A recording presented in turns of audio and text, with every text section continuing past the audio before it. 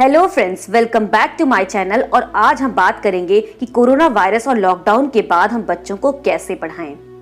Friends, जिस तरह से कोरोना वायरस और लॉकडाउन लगने के बाद समय में तेजी से बदलाव आया है, उसका हमारे जीवन के बहुत से पहलुओं पर एक प्रभावकारी असर पड़ा है, जिसमें से सबसे ज्यादा असर बच्चों की पढ़ाई और स्कूल्स पर पड़ा है। वर्तमान में जो भी स्थिति दिखाई दे रही है, सब कुछ ऑनलाइन हो जाने की वजह से आज हमारे विद्यालय भी कुछ ऐसी ही समस्याओं से गुजर रहे हैं, जिसकी वजह से पेरेंट्स और बच्चों की रिस्पॉन्सिबिलिटीज बढ़ती जा रही हैं। हम किसी भी उम्र के हों, हमें अपडेटेड रहना जरूरी हो गया है। इन सभी के बीच सब कुछ ऑनलाइन हो जाने की वजह से अच्छी चीजों के साथ साथ कुछ गैर जरूरी और अवांछनीय चीजें हैं जो हम अनफिल्टर्ड ही रिसीव कर लेते हैं और बाद में जाकर ये गलत रूप में हमारे भीतर हमें अपने ही रूप में एक्टिवेट कर देती है। हमें बाद में पता चलता है कि हम उसके बुरे पक्ष में एक्टिवेटेड हैं, लेकिन तब तक काफी देर हो चुका होता है। हमारा काफी नुकसान हो गया रहता है जो हमारी आदत में शुमार हो चुका होता है। तब हमें थोड़ी परेशानियों का सामना करना पड़ता है।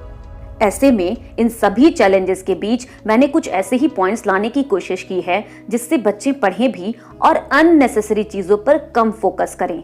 चलिए जानते हैं। फर्स्ट, जब बच्चे पढ़ रहे होते हैं, कोशिश करें उनके सामने मोबाइल ना चलाएं, क्योंकि उससे उनका दिमाग भटक जाता है और बच्चे अपनी पढ़ाई पर फोकस नहीं कर पाते हैं।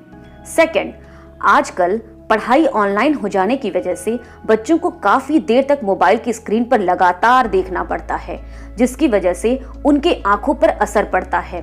तो कोशिश करें कि एक उचित दूरी बनाकर मोबाइल को रखें। जैसे कहा जाता है कि मोबाइल को 20 से 28 इंच की दूरी पर रखना चाहिए ताकि आंखों पर बुरा असर ना पड़े।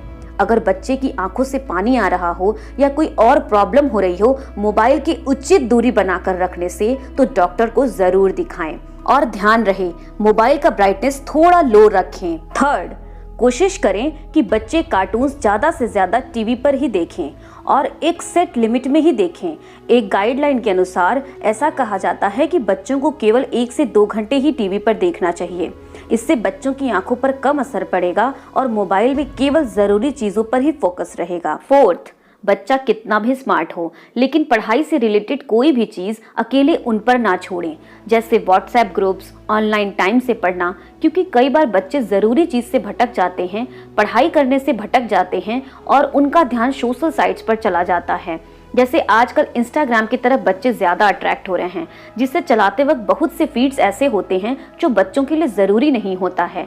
तो कोशिश करें कि उनके अकाउंट्स को चेक करते रहें और अननेसेसरी चीजों को उन्हें समझाकर उससे दूर रहने के लिए कहें।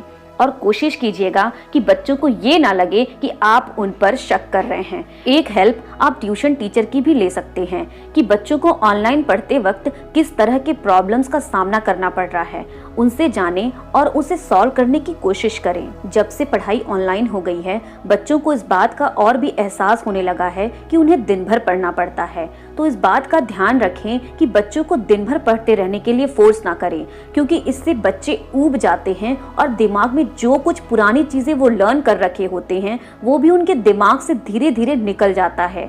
तो एक टाइम टेबल सेट करें और उसे सिंसियरली फॉलो करने में उनकी हेल्प करें।